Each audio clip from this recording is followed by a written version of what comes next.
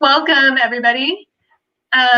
We're just chatting. I'll put up the banner that says just chatting. If you are tuning in later, we're about to start the broadcast at 7. That's when the event starts. We just wanted to give people some time to filter in. So I'm just talking to Kim here. Hi, everyone. We were talking about windows in triple deckers. And architectural details. Yeah, architecture.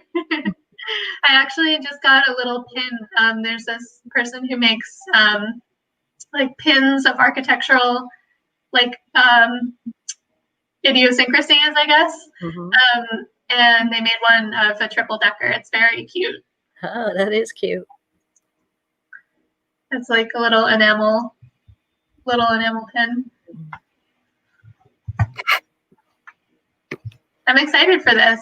I really don't know that much about Dorchester, so it'll be interesting to hear people's questions, and if anybody has any information that I didn't find and wants to correct me, I'm happy to hear that too.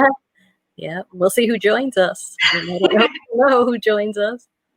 You never know. Sometimes you get a local historian. So it's 7 o'clock.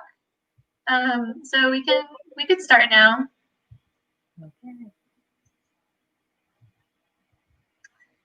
So welcome to Fields Corner by Map. I'm Rachel Mead. I work at the Norman B. Leventhal Map Education Center as the Public Engagement and Interpretation Coordinator. And I'm here with Kim McCleary, other way, who is the librarian at Fields Corner, and she is here to welcome us to Fields Corner, which I made the background of our chat today, but it's a little hard to see. Can mostly see the street. So, Kim, did you want to say anything about Fields Corner, about events? Not really. You can follow us on Facebook and see what's going on from there. We have a lot of children's story times, and we have our children's librarian, Cindy Dye, is a very good storyteller, and she had told some spooky stories through October, not December. It felt like December last week. But, so you can tune into that and watch those videos. I believe you can still watch them.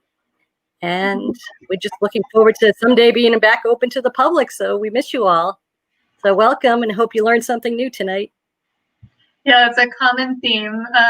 And all the librarians have said that they just can't wait to get back to being public facing again.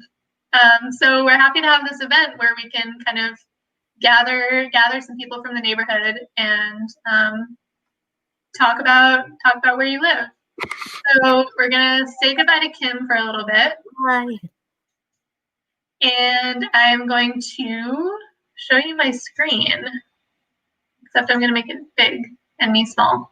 Okay, so we are here to talk about Fields Corner. And I have to click in the right place. And part of talking about Fields Corner, or really like any place that is in the continental United States and the rest of the United States actually, is to acknowledge that we're discussing land that was unjustly taken from Native people.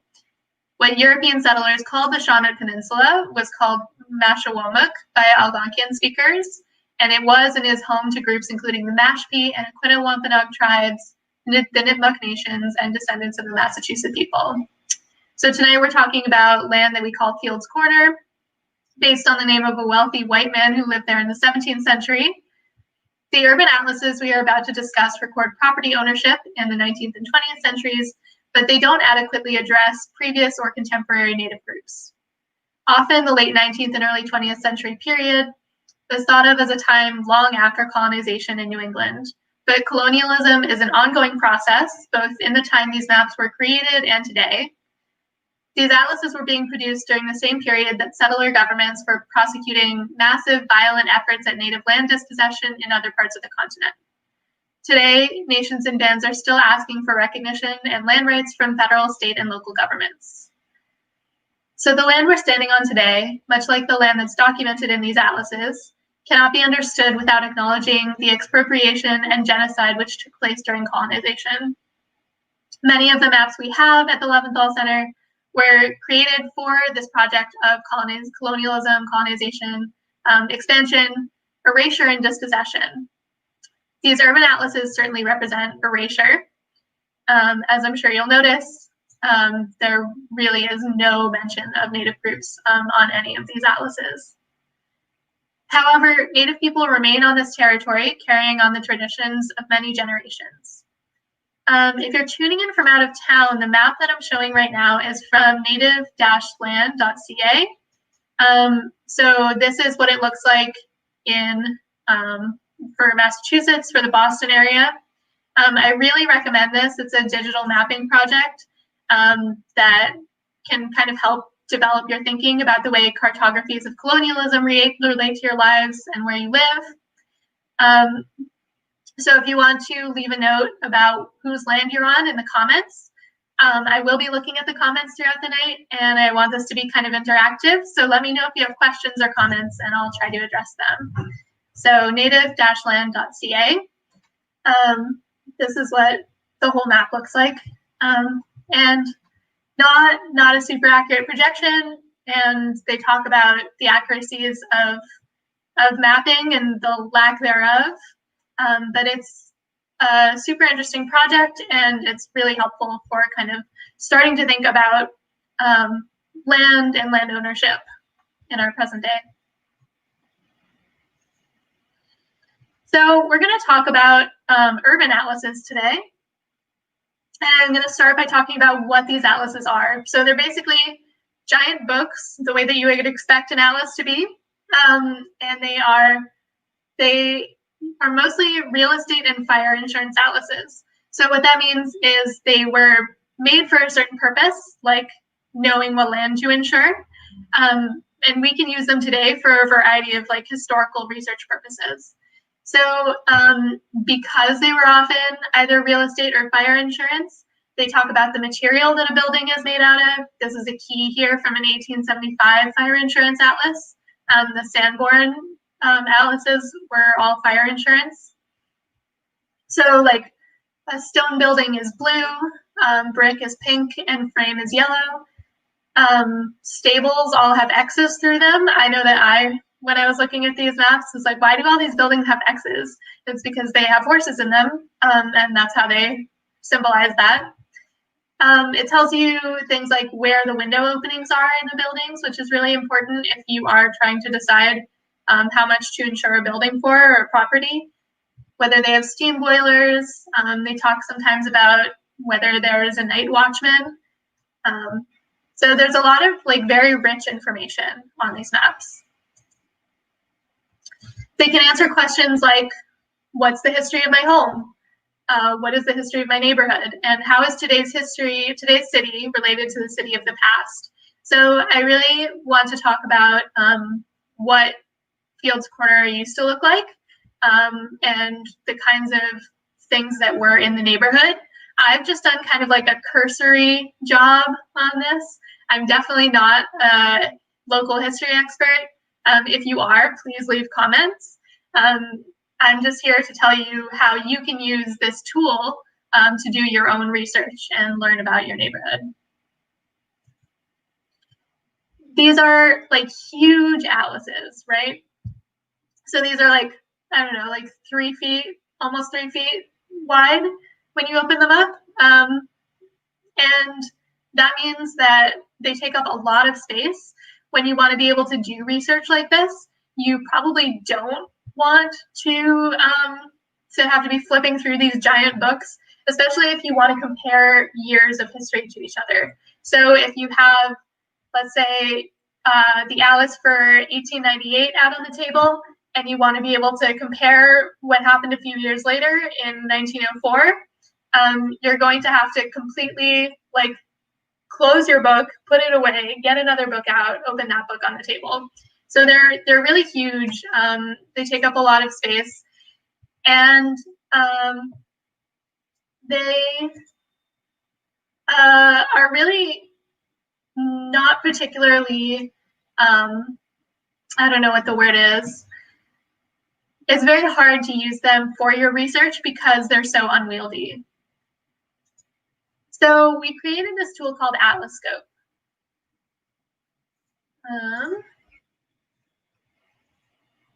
atlascope.leventhalmap.org if you want to check it out.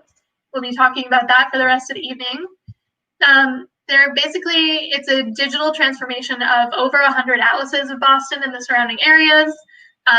We did what we call geotransformed the atlases so that they are basically stitched together and laid over a modern day map of Boston. So they cover this period 1861 through 1938. They do go later than that, the atlases, but we haven't been able to digitize those yet because of copyright laws. So if you personally are looking for information that would be on, let's say, an atlas from the 60s, you should contact us. We do have that in our collection. We just don't have it digitized. And I should say, we have a very extensive collection at the Map Center. We have almost 250,000 maps in our collection, and these are all at your disposal. As a member of the public, you are entitled to view these maps, to use them in your research, and to admire them. So we're obviously not open in person, but if you want to contact our research librarians, they'd be happy to help you look at stuff like that. But in the meantime, we do have this digital tool app, which has taken all of these separate atlas pages and stitched them together to create a comprehensive map of the city. So instead of having to flip to the index page, figure out where, what location you're looking at, what street you're looking at, flip to the page that it's on, and then realize that the address you want is further down the street and you have to be on a different page and you have to go back to the index. That problem is completely gone with this tool.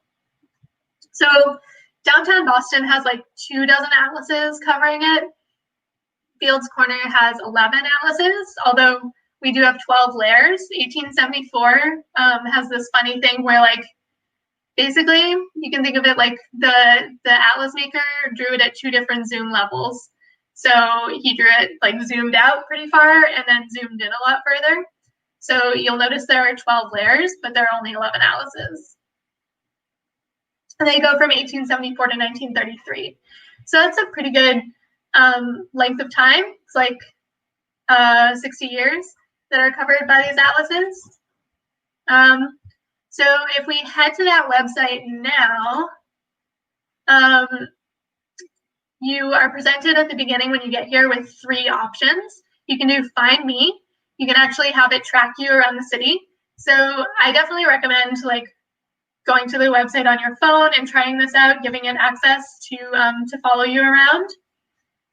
You can also search places, or you can start at BPL, and then it'll start you at Copley at the Central Library.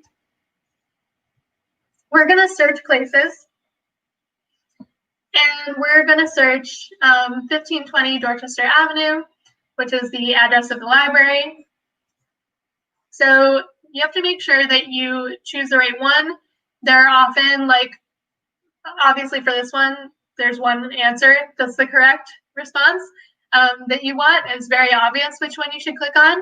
Sometimes, I was doing research on a place on School Street in Boston, and there are school streets in every neighborhood in Boston. So you have to be pretty careful sometimes when you're looking at addresses, but in this case, it was very simple. It pops you into the oldest possible layer. So in this case, it's 1874 that we're looking at right here. There is no library building there then. And you can click down at the bottom here. this right here is a drop down, or in this case, like a drop up list for 1874. Instead, you can click on any of these years. So you have a dozen options at your disposal. We're going to click 1933 and bring it as close into the future as we can. And here, there's a wooden, so you can see here it's yellow, a wooden building here in 1933, owned by someone named Nelson. So clearly not the same building that is there today. The building there today is brick and not wood, but sometimes you do see like the literal exact like outline of the same building that's there today, and some buildings have distinctive enough outlines that you can be pretty sure from the map that they're the same building, even before you do the rest of your research. So you can also change on the left what kind of map you are comparing it to underneath. So I've chosen a modern aerial view, so you can compare it to like what it looks like today. So you can see the library building there. You can also, we were looking at the spyglass before. There's also this Y swipe. There's an X swipe, and there's an opacity comparison. So this way you can kind of play with how transparent you want the overlying layer to be, and compare and contrast the layers that way. So you could compare two atlases this way. You can compare an atlas to modern day. It's really up to you. And and then I recommend down here in the bottom right corner underneath the overlay map is a little thing that says about this map. If you click on that, it'll give you all of the source information, like all of the citation information for the map. And you can also click through one of these links if you want to see more. So like if you want to see the whole plate, you could click view the find this plate in digital collections, and then you would be able to do that. So I think I have, yeah, here is what one of those plates would look like. This is what they look like when they're actually in the book.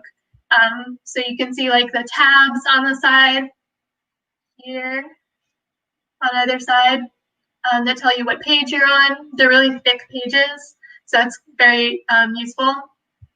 And this is basically what they look like before we like cut out around the edges and glued them together digitally. We didn't really do that with the books. And when we're open in person again, you're welcome to come look at these. They still exist in our collections. We just have this this kind of easier way of doing them. Someone asked if I can demonstrate the swipe. So you just have to choose one of these buttons, the swipe Y or swipe X, and then you grab this little pink hand and move it side to side.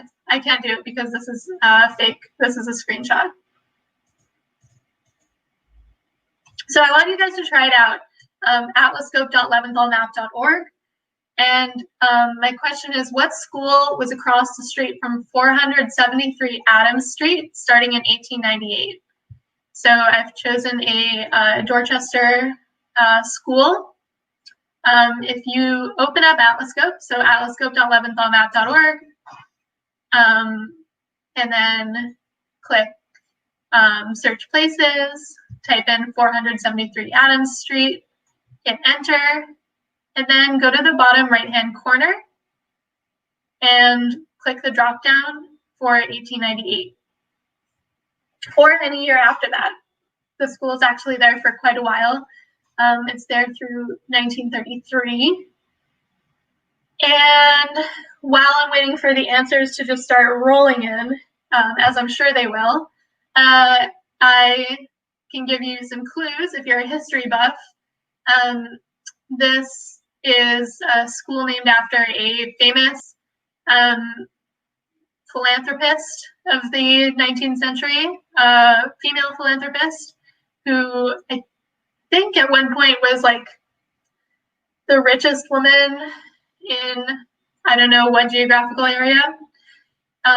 So she is very famous for her work in schools. She started like the first kitchen in a school in Boston, which is pretty cool.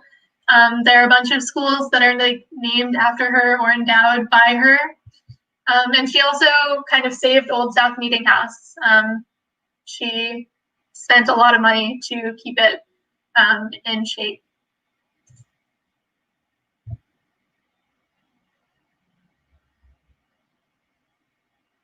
Okay.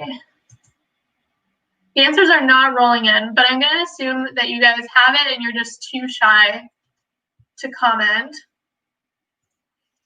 So the answer is the Mary Hemingway, Hemingway Grammar School. There's a really great shot of it from, it's like a drawing on a postcard from Dorchester Athenaeum. Oh, thank you, Elizabeth Blake. We have the Mary Hemingway Grammar School. And it is there on every layer, like I said, from 1898 to 1933. It looks really cool. You can really see that this is the same building in the footprint here and the image.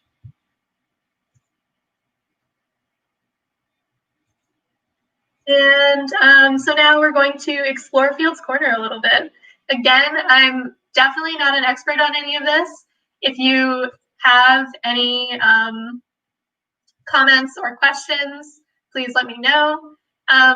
The Hemingway School, yeah, someone said that they didn't know the history. Yeah, Mary Hemingway was also, I think the playground that's there now is named after her as well, but there's no school there anymore.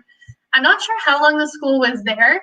I was trying to look into that, and I found that it was there at least through the 40s, but I assume a little bit longer because there are plenty of people who are still alive who remember going there. So speaking of schools, we're going to stay on that topic for a little bit. The first free public elementary school in the country was the Mather School. Here it is in 1882, but it's actually been there since, I believe, 1635 or 1639, very early. This is the old school building. So I think one of the kind of interesting things about Atlascope is that this, over the years, is there in 1899, is there in 1904, and then in 1910 it becomes the old Mather School. So like it gets replaced by this newer school, but this isn't even the original building. This like brick building. Originally it was a like a one-room wooden schoolhouse. So the way that things get called like old or new is definitely relative. And I think that that's one of the interesting things that you can really see as you scroll through these years, that there are just decades and decades of history here. So the Mather School, I kind of went through that quickly. It's like a City of Boston school. In 1904, this school behind it was actually still being built. It opened in 1905. So at that point, it becomes called the Mather School. And this is something that I could not figure out. So I'm bringing it to your attention here. This little building right here next to the new school is called Bonhomme Richard. I cannot figure out why. I did find out that Bonhomme Richard is like a nickname for Poor Richard. So like the French translation for Poor Richard's Almanac is like the maxims of Bonhomme Richard. But I can't figure out why that would be on a building on school grounds. So if anybody knows the answer to that, is it like the name for the bathrooms? I don't know. I'm very interested.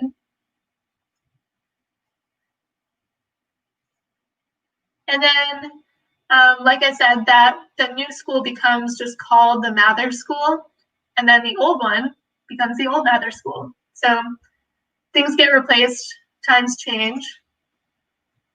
One thing that is on, I believe, every layer of our maps is the Industrial School for Girls in Dorchester, which has a really deep and rich history as like one of these like projects of philanthropy for improving the lives of young women who might otherwise be led astray. There's a really great archaeological dig that happened there a few years ago in 2015. The city archaeologist of Boston put together this whole dig for the Dorchester Industrial School for Girls. They dug the largest privy that I think has ever been dug in the city of Boston. I think it was like 15 feet wide by 4 feet, which means that there's probably space for 5 people to use the privy at once. And privies are really great for archaeological digs. People throw out a lot of stuff in the privy. They also dug a trash heap. Basically, the people who own the building today wanted to change some things about the grounds. They are restoring the actual building, but they were digging in some places, so they had this archaeological dig done before they changed anything. And they found a lot of great stuff. So I'm going to share the link to this slideshow with you at the end. And all of these things have, like, you can see this one like has a little link here. All of my Atlascope views have links as well, so you can go to those directly. Staying on the topic of schools, I found this other little school, Little Emily, next to the Harris School on Adams Street. I thought that was kind of strange. I did some digging, and it turns out that Little Emily was a day school for teaching practical arts classes. So practical arts were probably things like home ec, family science, consumer science, whatever the current name for that is. They might have also taught like basically shop class or tech class, depending on whether it was a women's school or a men's school. And I'm really not sure. I couldn't find a whole lot about it, just that it was on the grounds of the Harris School that they taught practical arts, and the Harris School was open for basically the same years that we have coverage of this neighborhood, so from the 1860s to the 1930s. On the topic of education, but moving away from schools, there aren't a lot of, like, there isn't a huge industrial history in Fields Corner as far as, like, compared with other neighborhoods in Boston. But I did find this lithography company, the Educational Publishing Company, on land owned by Louise and Sullivan. I believe that this is from 1898. 14 years earlier, in 1884, it was owned by the Buffords, Buffordses, I guess, as a lithographic publisher. So it remains the same business, even though different, the same type of business, even though a different person owns it. And then it's still owned by Louise and Sullivan as an educational press in 1918. So one of the interesting things that I find really frustrating about Atlascope and these atlases in general is that you only really know a lot of the time the name of the property owner. You don't necessarily know who really lived on a property, but you can use other resources to kind of dig deeper and find that. So what I often do, especially now that BPL has made all of these resources available from home, you can actually go to ancestry.com through the library and use the library proxy. Sign in with your library card and get access to Ancestry Library Edition for free from home. So I've been doing that a lot to kind of dig deeper on people who lived in these places rather than the people who own the land. But I do think this is pretty interesting that there were many women landowners in Boston in the 19th and 20th centuries, which I wouldn't have necessarily expected. we have an answer on the Bonham Richard School. What happens if I show this? Okay, well, it's very long. But basically, on Facebook, Bill Ricker has told us that it was a temporary one-room school, one of several erected as a temporary measure during a population boom. It's not clear whether it's named for the Almanac or the Navy ship. Oh yeah, so there's a Navy ship called Bonhomme Richard eventually in the 1760s, I believe. And then it gets destroyed in some horrible event. So there we go.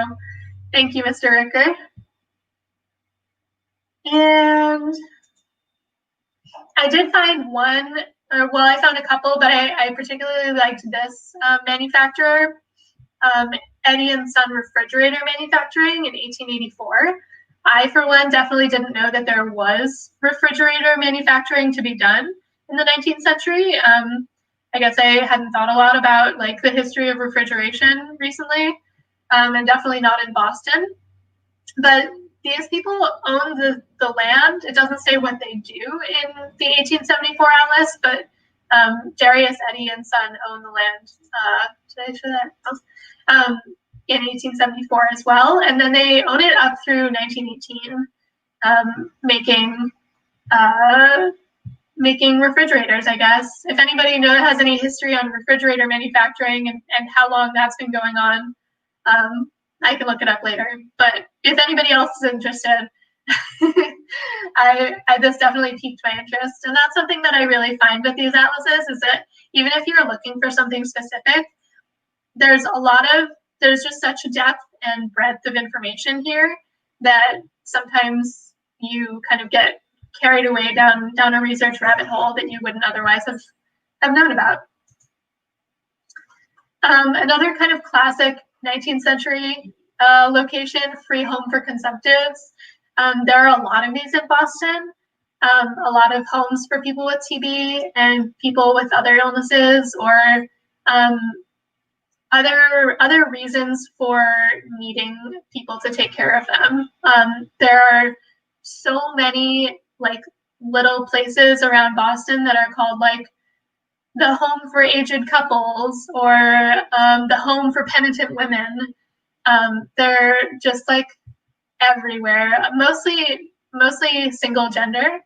So I'm actually surprised that this one doesn't state like whether it's for men or women. I guess maybe if you're sick, they make allowances and allow you to live together. And then something that I thought was pretty cool was the railroad stables, not because this view is particularly interesting, but because if you think about it, not everyone would expect a railroad to have stables, or horses at all for that matter. But the railroad was actually run by horse back then in the 19th century. So these are horses pulling this rail car. So they needed stables to live in, of course. And this is actually a picture of this area, like maybe from right here. I'm not sure, of this, like somewhere on the city block. And then I zoomed in on the little label above the door here, and it says Ropolitan Railroad. So I thought that was particularly interesting because this map is from 1884 and the picture claims to be from 1895, circa 1895. I would guess that although it's possible that they had this sign up even after it got sold to the West End Railroad Company, I would guess that this picture is actually from earlier than the city of Boston thinks it is. So maybe I'll contact somebody about that. But if this picture is from the City of Boston Archives, and I would be curious to know what gives them their year for 1895, because I think it might be earlier. I found this picture using Digital Commonwealth, which is another like digital tool that I really recommend to all of you, especially if you're looking for images, but also if you're looking for other collection items. So all of our maps you can find through this portal. You can find all of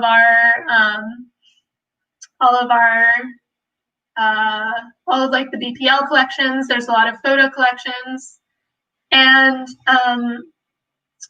a lot of other institutions from around Massachusetts have their collections through this portal. So it's a way to kind of like do a catch-all search of really cool items from around Massachusetts. Somebody just pointed out that the pond near those stables disappears from the maps around that time. I think that's actually something I meant to talk about and totally forgot about. So thank you so much. We can talk about that in a second when we go to the like interactive portion. But one kind of last thing that I wanted to bring up was these like that these maps are not like static pieces of information. Last week when I was talking to people from Upham's Corner, we talked a little bit about like paste-ons, which were like ways to edit these atlases when they went kind of out of date for a few years, but you didn't want to print a whole new atlas. The atlas company would actually send everyone with a copy of the atlas a bunch of stickers to fix the places that had changed ownership or changed, like there had been a fire and they built a new building or something like that. And here's like just another example of somebody like using this in real life. Someone circled this in pencil. I do not know why, but I do think it's interesting. So if anybody has questions, I think we should definitely explore. I'm going to stop sharing.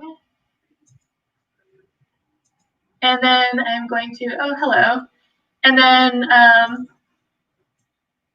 going to start sharing an Atlascope window. We got this great comment about the creek feeding the drain. Or the leaves jamming the drain, I mean.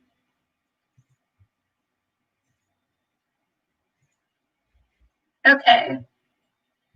So, I guess we can just start at Fields Corner.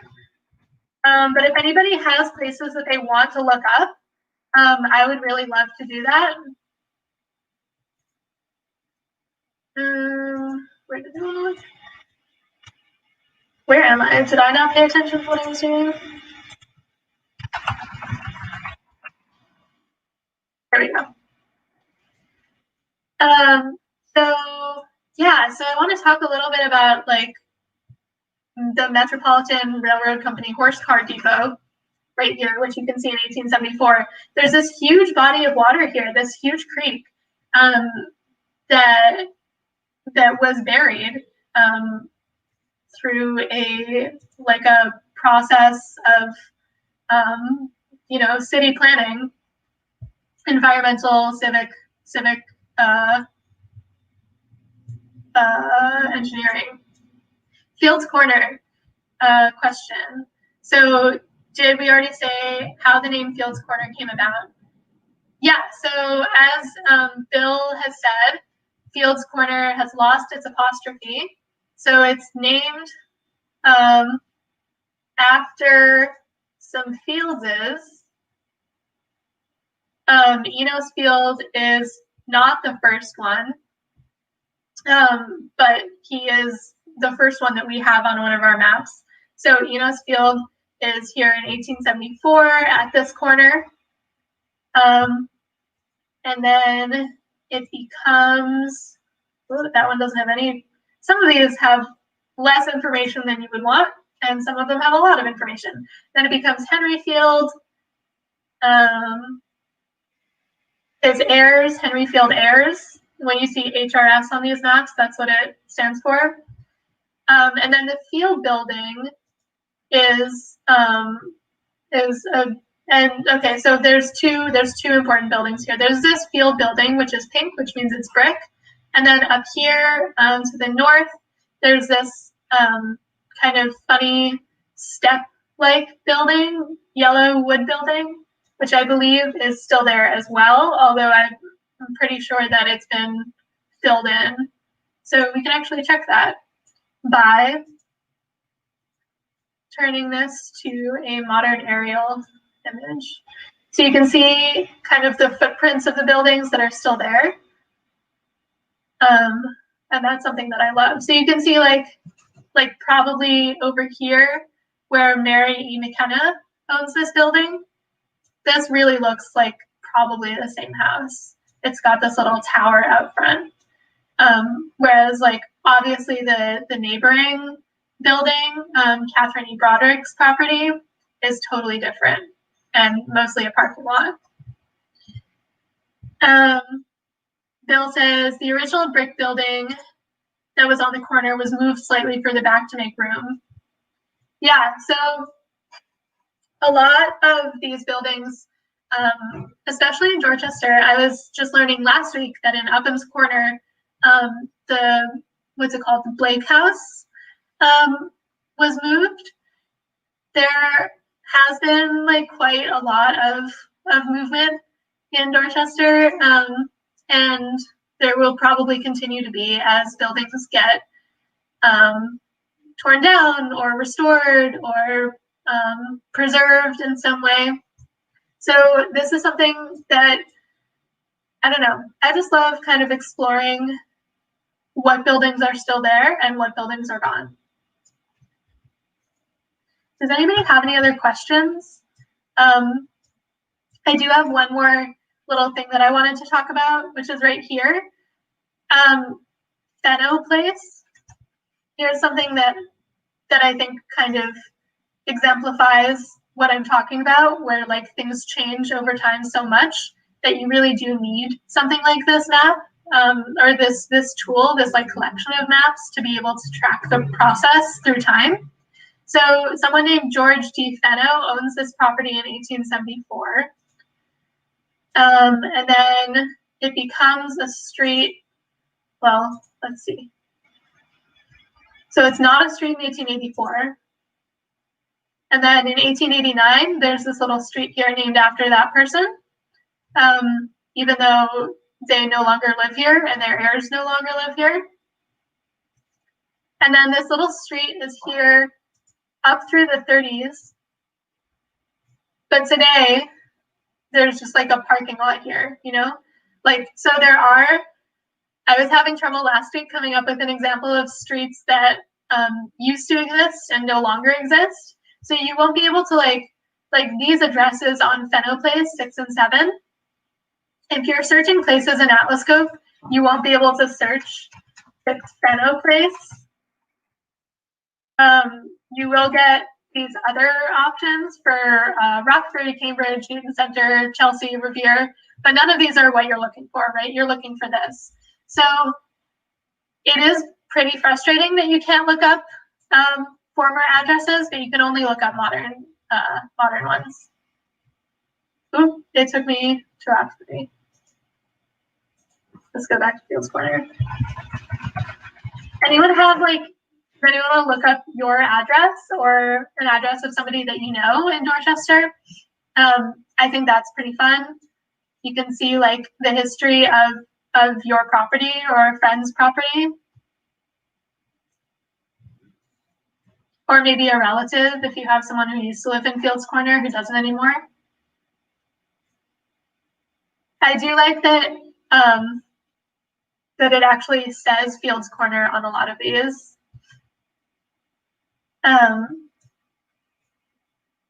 This one in particular has like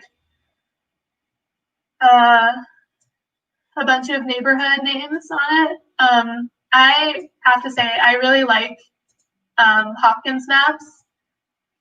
He's got this other layer too that has all of these places named.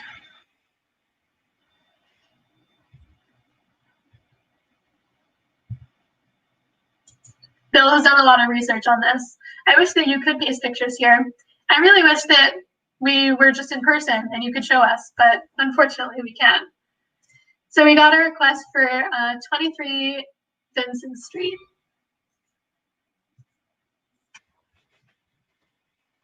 Ooh, that's not how you spell that.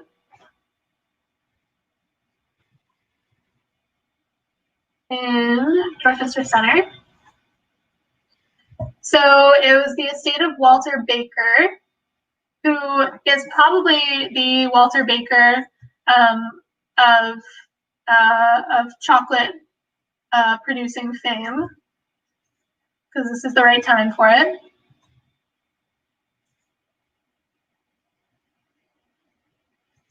It's right on, as you probably know, right on the railway. And it looks like that property used to be 11, maybe, 11 Vincent Street. Let's see if the street was named Vincent. Sometimes they're not. The streets change names a lot. Yes, it did have the same name. So let's check the map right before this, 1889. Yeah, so it's not there in 1889, and it is there in 1894. So sometime in that time period, this house comes to be. And it looks like it's the same house by 1933, when it is indeed 23 Vincent Street. So your house is from around 1890, give or take. And it was owned by the Grants. I wonder when you can see kind of how the addresses shift too. So it's 23, but before that it was 11. So things shift. You have to be really careful about what you're looking at and make sure that it's matching up with what you were planning to look at. Because if you were just looking for 23, you would see that it's Lizzie Webster's house back then, and that's the wrong house. Just flat out wrong. You're welcome. Let's try 50 Melville.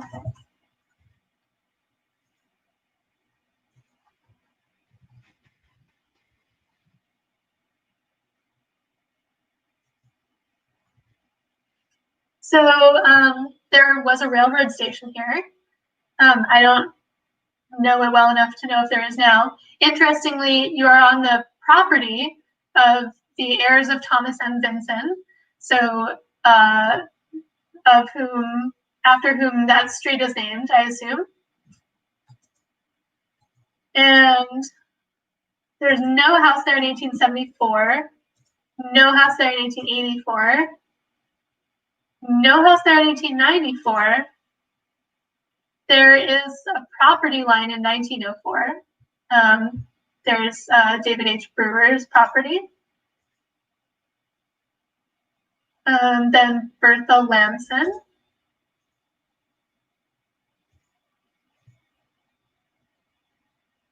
And then there's a house owned by Elizabeth Lamont. And I don't know if this is the footprint of your house. It looks like it could be. Is your house brick? I don't know. That's one of the things. Those are a couple of things that I would look for. There's also the square footage on a lot of these maps of the property. So back then, this whole area was 6759. Sometimes these numbers are really confusing, especially downtown where there are smaller properties. It looks like it says like a year, like 1934, but it's not a year, it's the square footage. Okay, is Neponset Ave considered part of Fields Corner? That is something I don't know. Someone actually complained last week. Well, they didn't complain. One of their suggestions was that I talk about the boundaries of Upham's Corner last week, but I don't feel qualified to do that. So if anybody here does feel qualified to say what is and what isn't Fields Corner, I would love to hear that. We did already do Upham's Corner. I would love to come to other Dorchester branches of the library. So I'd love to come to like Grove Hall. If you want to bug your librarians, to have us come there. We would love to do it. Susan says they're looking for information on 115 Ponset Ave in Dorchester, not Roslindale. So it's owned by Edward Russell in 1874 and 1884. Then it gets divided up into these much smaller properties, which is kind of a pattern that you'll see over time. And there it is, 115 in 1910. So it wasn't there in 1904. It is there in 1910. Built by, it doesn't say who it's built by, but owned by Alfred H. Howard. Looks like the same building. So yeah, built sometime between 1904 and 1910. The property gets a little smaller in that time period, but who knows why. And then we have a request for 114 Rentham Street. Interesting. So this is a place that's already pretty dense in 1874, which is surprising based on the other properties that we've looked at so far tonight. We can go to 1884, and there is a building there. Some of these have better resolution than others. So like some of them get a little pixelated. Some of them you can see down to the paper grain. So this is clearly, maybe the building at the back is still the same building. I don't know about the one at the front here, which is there in 1904. Perhaps an addition is made by 1933. So let's go back. Oh no, it looks like it was always L-shaped, or maybe not. It's very hard to tell when this building was built, because some people drawing these buildings are not being very accurate. Some people you can see from like this property across the street are being like very dutiful to the outline of the building. And sometimes they're just squares and you don't know if that means there's a building there or the building there is square. It's got two stables at the back here in 1898. Yeah, I would guess that this is a different building earlier, and that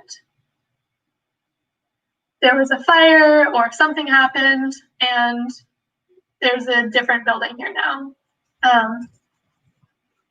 But it looks like it's been there since at least 1889 or 1899 in a similar shape.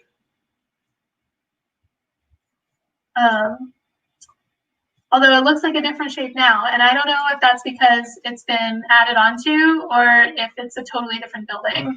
There are just so many fires in Boston. You're saying, okay, what was the stable still exists? Yeah, so many fires in Boston. People also, of course, are always looking to make their houses bigger, better, different, better material. So a lot of buildings don't exist anymore, of course, but there is a lot of research to be done on the ones that do. Cool. If anybody has any more questions, I'm happy to answer them. But I do think that maybe we'll start wrapping up. I want to put up a couple of, I want to get feedback from you. So if you have feedback, I want you to type in this address. Here, I'll make it easy for you. You can either type in that address or you can click on the link that I'm putting into the chats and give us some feedback on this event, how you think it could be better, how you think it was good. You can let us know if you have any research needs that need addressing. We are, as I said, open for business as far as research is concerned. So we have a GIS reference librarian who's happy to answer your kind of like geospatial data related questions. And we have a reference librarian who is like very much an expert on our map collections and can help you with anything related to that. So they can help you with like kind of atlas related stuff, or if you want to know stuff from further back, they have resources for that too, that aren't an atlas scope, that go further back than the 1860s. So we're happy to help, and we are really here to do that. Kim, do you want to come back in to say goodnight to everyone? No. Okay. Then I will just say goodnight. I will send you guys the link to the slideshow.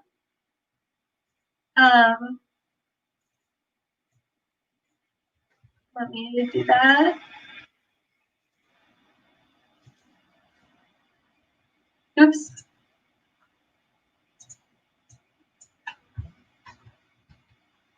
I don't know where it went. Let me show you the slideshow, and then it has the link on it.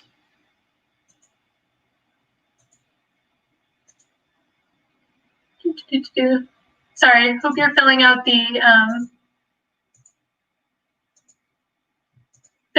the survey as we speak. Okay, so the link to the slideshow is here. Oops. It's a bit.ly link. Sorry, they're kind of hard to type in, I know, but it's worth it for having a much shorter link. I'm glad you guys enjoyed it. Seriously, if you have any like reference related questions, or if you're just curious about our collections, send us an email. Follow us on social media. We have a bunch of events coming up. We have a West Roxbury by map coming up at the end of the month. And then we'll have the North End at the beginning of December. So if you have friends, relatives, anybody who lives in those areas, feel free to let them know. We are doing a 30-day map challenge right now on Instagram and Facebook and Twitter. So we're releasing like a map every day that has to do with the history of our collection or modern mapping technologies. So feel free to head over there and like us. We're at BPL Maps on basically every platform. And thank you guys. Have a great night.